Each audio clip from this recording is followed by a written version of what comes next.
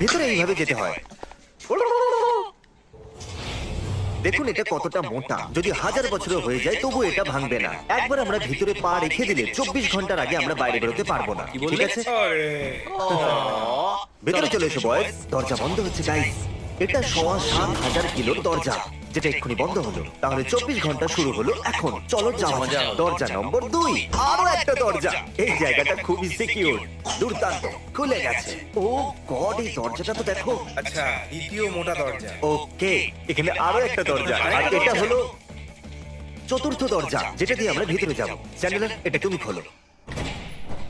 ওকে, খুলে চলো গেছে। যাওয়া যাক। এর কম্বোটা জানা আছে? এই স্টিল ভল্টেড বোল্ট ডোরের ওই দিকে আছে একটা পুল, যেটাকে লুকিয়ে রাখার খুব প্রয়োজন। ইয়া, ও হ্যালো। আমাদের ক্রিসকে জলের মধ্যে ধাক্কা দিয়ে ফেলা উচিত। হ্যাঁ একদম। চলো যাওয়া যাক। আমি ওই দিকটা ঘুরে আসছি, ঠিক আছে?